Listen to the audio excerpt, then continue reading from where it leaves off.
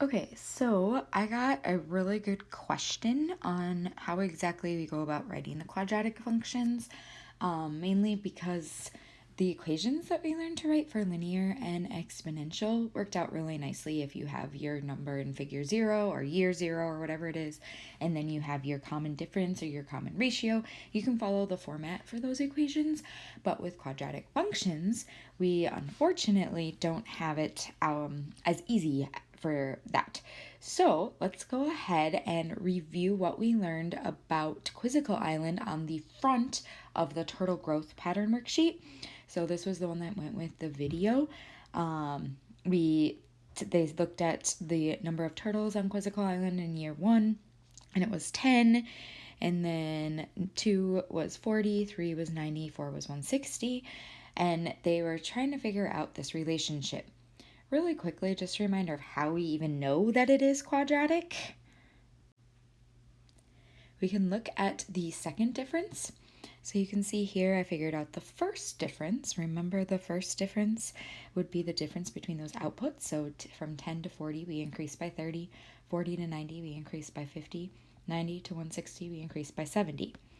But when we're talking about the second difference, that would be the difference of differences. So here, to get from 30 to 50, we increased by 20.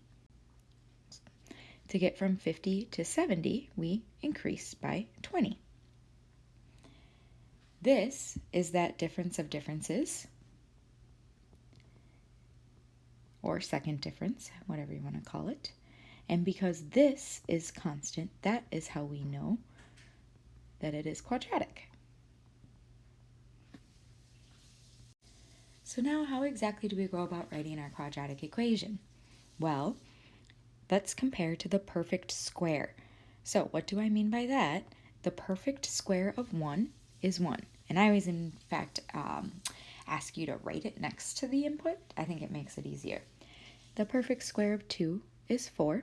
The perfect square is 3 is 9, and then 4 would be 16. In fact, if we did n, it would be n squared. Now we need to look at how we get from the year and its perfect square to the output.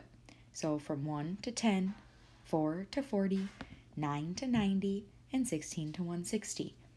There's usually a handful of different ways you can get there. Perhaps you multiply by the same number, maybe you add the same number, maybe you subtract the same number, maybe you multiply by like the next perfect square or something like that. There's a lot of different patterns. I usually look at one, pick it, and see if it works, and then try it again from the second one. For example, to get from 1 to 10, I could add 9. However, if I want to go from 4 to 40, I can't add 9. It's not going to work. So unfortunately, adding 9 will not work for all of them. How else can I get from 1 to 10? I could multiply by 10. 4 times 10 is 40. Ooh, this looks like it might work. 9 times 10 is 90. 16 times 10 is 160. It works. So for our final equation here, we would end up writing a sub n is equal to n squared times 10, which we typically write the coefficient first, so 10 times the perfect square. Let's go ahead and look at one example on the back together just to make sure that you're understanding how to write these quadratic functions. Right away, I'm hoping you already classified these all, but A does happen to be quadratic. Let's double check together. We'll find that difference of differences and make sure that it works. To get from 0 to 3, I increase by 3. To get from 3 to 8, I increase by 5. To get from 8 to 15, I increase by 7. So you can see it's basically that next odd number each time. Because of that, that means that each odd number is 2 apart. So to get from 5 to 7, we go to 2, and then 7 to 9, we go to 2. Therefore, the difference of differences is the same. It is 2 in this case, so we know that it is quadratic. From here, let's go ahead and write the perfect squares in. We have 1, 4, 9, 16, 25, because we're given the numbers 1 through 5. This time, let's go ahead and see.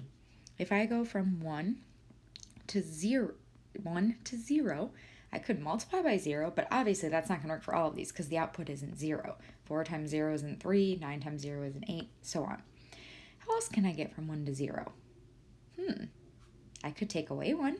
Let's see if that pattern works. 4 take away 1 is 3. 9 take away 1 is 8. Looks like it's going to work. Therefore, if we're writing the pattern for this particular one, we would have our n here, which the perfect square is n squared. So to get our a sub n, I'll write it down here so it fits, I do the perfect square and then I take away 1. So a n is equal to n squared minus 1 would work for this particular one. Hope this helps.